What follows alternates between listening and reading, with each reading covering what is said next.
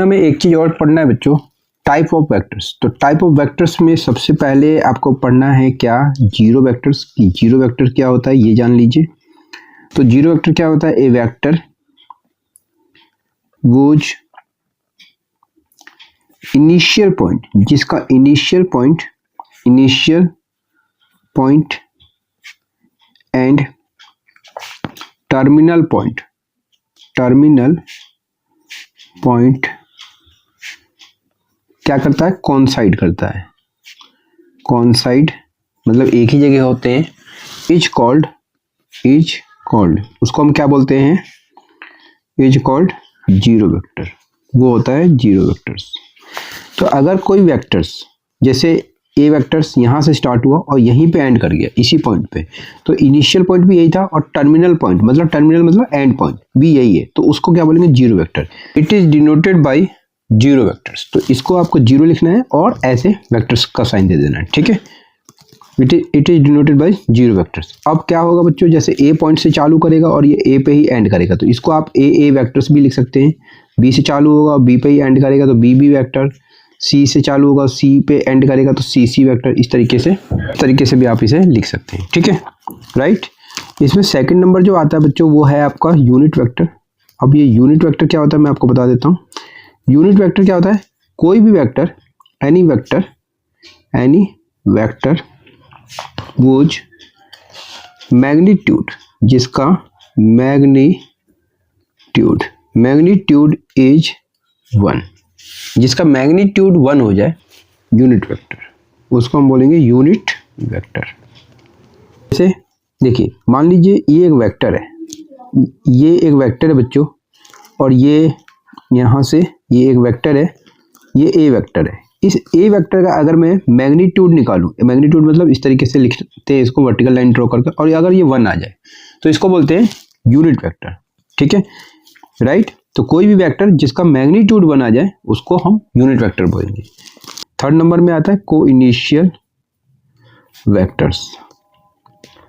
अब को initial vectors क्या होता है, आपको याद रखना बच्चों, 2 और मोर वेक्टर्स, 2 या 2 से ज्यादा वेक्टर्स, ठीक है, 2 और मोर वेक्टर्स हैविंग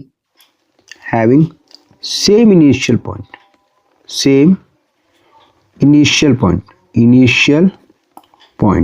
मतलब starting point, having same initial point are called coinitial vectors. तो 2 या 2 से ज्यादा वेक्टर्स जिसके सेम इनिशियल पॉइंट का मतलब स्टार्टिंग पॉइंट। अब जरा देखें, ये एक पॉइंट है, यहाँ से ये वेक्टर ए वेक्टर हो गया, ठीक है, यहाँ से एक वेक्टर और चला और जो हो गया बी वेक्टर्स, एक वेक्टर और भी ले लीजिए इस तरीके से सी वेक्टर्स। तो आप जरा देखें ये 3 वेक्टर्स हैं, A vector B vector C vector, इनका स्टार्टिंग पॉइंट सेम पॉइंट है, इसी पॉइंट से ये सारे स्टार्ट हुए हैं। तो ये इसका मतलब ये है कि ये जो ए वेक्टर्स हैं, बी वेक्टर्स हैं एंड सी वेक्टर, इस केस में क्या हो जाएंगे, को initial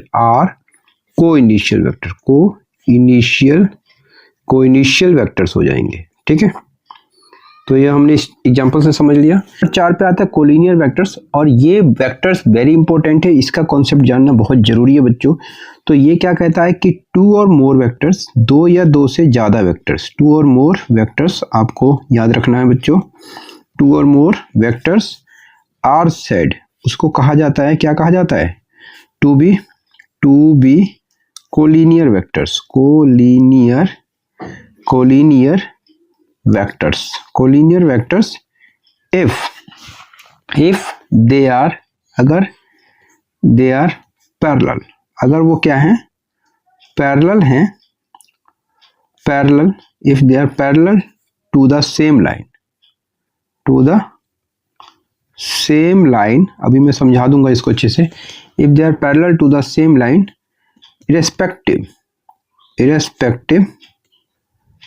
irrespective of their magnitude and direction, ये इसका डेफिनेशन है बच्चों, बहुत ध्यान से समझेंगे। कोलिनियर वेक्टर्स क्या होता है, मान लीजिए आपको एक लाइन दिया है, ये एक कोई लाइन है, ठीक है, जिसके रेफरेंस में जिससे के पैरेलल एक वेक्टर ये है ए वेक्टर्स, ये ए वेक्टर इस लाइन के पैरेलल है, आप देख सकते हैं। साथ में एक वेक्टर्स और भी है जो कि इसके पैरेलल ये जा रहा है, देखिए जरा, ये है वेक्टर्स बी वेक्टर्स। तो ए वेक्टर्स और बी वेक्टर्स क्या कहता है, दो और दो से ज्यादा vector, two or more vectors are said to be collinear vectors if they are parallel to the same line, parallel to the same line. तो ये एक लाइन के ही पैरेलल होने चाहिए। तो अगर दो या दो से ज्यादा वेक्टर्स पैरेलल हो जाते हैं, irrespective of their direction, irrespective of their magnitude and direction. Direction का मतलब क्या है कि ये देखिए राइट में जा रहा है, ये लेफ्ट में जा रहा है, तो डायरेक्शन से कोई मतलब नहीं, बस पैरेलल होना चाहिए। तो पैरेलल तो हो रहा है, ये इस तरीके से जा रहा है, पैरेलल हो गया, इधर से जा रहा है, ये इसके पैरेलल जा रहा है, तो इरेस्पेक्टिव होना चाहिए देयर डायरेक्शन, तो वो क्या हो जाएगा, पैरेलल हो जाएगा।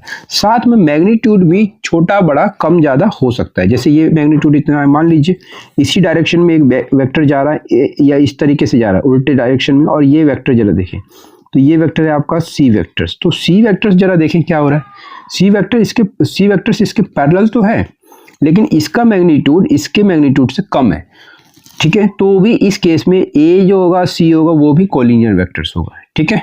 तो इसलिए हम क्या कहेंगे बच्चों, A vectors, B vectors and C vectors क्या हैं, आर कोलिनियर वेक्टर्स।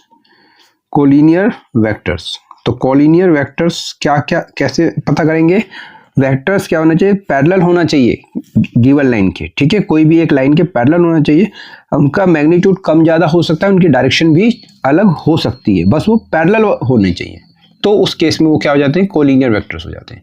उम्मीद करता हूँ बच्चों ये समझ में आ गया होगा। इसमें नेक्स्ट वेक्टर जो आता है बच्चों, वो है आपका इक्वल वेक्टर्स। इसको भी जरा समझ लीजिएगा बहुत ध्यान से। तो इक्वल वेक्टर्स क्या होता है, इक्वल वेक्टर्स, तो जरा देखें, तो टू वेक्टर्स, इसमें दो वेक्टर्स की बात करेंगे, ठीक है, ज्यादा नहीं, पहले टू वेक्टर्स की बात करें। Two vectors are said to be equal, दो वेक्टर्स को इक्वल वेक्टर्स कहा जाता है, said to be equal vectors. कब कहा जाता है जरा बताएं, कि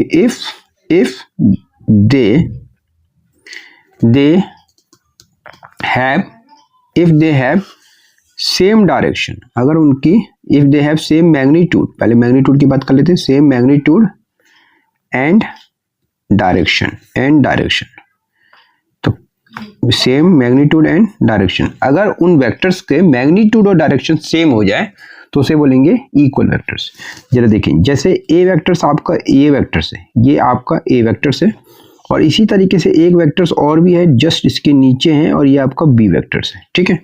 तो इस केस में ए वेक्टर्स का मैग्नीट्यूड देखें, यहाँ से मान लीजिए ये पॉइंट यहाँ तक, इसी तरीके से यहाँ से यहाँ तक, तो इन दोनों का मैग्नीट्यूड सेम दिख रहा है, साथ में डायरेक्शन भी सेम है, तो ये क्या होगा, इक्वल वेक्टर्स हो गए। कई बार दिमाग में आता है कि सर ये तो वेक्टर्स आपने ऐसे बना दिया, ठीक है, ये ए वेक्टर्स हो गया, लेकिन मान लीजिए पैरेलल ना होकर डायरेक्शन ऐसे हो जाए बी वेक्टर्स का, तो क्या ये इक्वल होगा। तो आपको क्या कहा मैंने कि if they have same magnitude, तो मैग्नीट्यूड सेम होना चाहिए। तो ये देखें, यहाँ से यहाँ तक मैग्नीट्यूड मान लीजिए 5 यूनिट का है, और यहाँ से यहाँ तक ये भी जो है ये वही 5 यूनिट का है, ठीक है। तो मैग्नीट्यूड तो सेम होना गया, एंड साथ में वो कह रहा है डायरेक्शन सेम होना चाहिए। तो क्या ये होगा, तो डायरेक्शन देख सकते हैं ये सेम नहीं है, तो इस केस में ये जो केस होगा, ये यहाँ पर ये इक्वल वेक्टर नहीं है, लेकिन ये यहाँ पर ये इक्वल वेक्टर है, ठीक है, राइट। समझ में आ गया होगा कैसे इक्वल वेक्टर्स होते हैं। इसमें एक और वेक्टर आता है बच्चों 6 नंबर पे, तो ये है आपका negative of a vector, negative of a vector क्या होता है जरा समझे। मान लीजिए एक वेक्टर आपको ये दिया है ए वेक्टर, ठीक है, और नेगेटिव ऑफ ए वेक्टर मतलब इसी वेक्टर का नेगेटिव होना, मतलब इस तरीके से होना, तो माइनस का ए वेक्टर्स, तो ये नेगेटिव हो गया। तो इसको कैसे डिफाइन करेंगे, तो आपको लिखना है negative of a vector is a vector, ये एक वेक्टर होगा वुज जिसका मैग्नीट्यूड जो होगा same as magnitude is same as that of given vector, but लेकिन डायरेक्शन क्या होगा, direction is opposite of the direction is opposite of the given vector. तो अगर आप देख लीजिए ये ए वेक्टर गिवन था, तो इसका जो क्या था मैग्नीट्यूड तो सेम होगा, जैसे ये 5 यूनिट मान लीजिए, तो ये भी यहाँ से यहाँ तक ये 5 यूनिट होगा, लेकिन मैग्नीट्यूड सेम होता है बट डायरेक्शन अपोजिट होता है। ठीक है, अगर बी वेक्टर मान लीजिए आपका इस डायरेक्शन में जा रहा है और मैं कहता हूँ इसका नेगेटिव बनाए, तो आपको बी वेक्टर्स नेगेटिव का मतलब कि ये इस तरीके से हो जाएगा, माइनस का बी वेक्टर्स। ठीक है, तो ये होता है नेगेटिव ऑफ वेक्टर। उम्मीद करता हूँ सारे टाइप्स के वेक्टर्स आपको समझ में आ गए होंगे। अगर कोई डाउट है तो कमेंट करके मुझसे पूछ सकते हैं, और अगर सारे समझ में आ गए हैं तो वीडियो को लाइक जरूर कर लेना।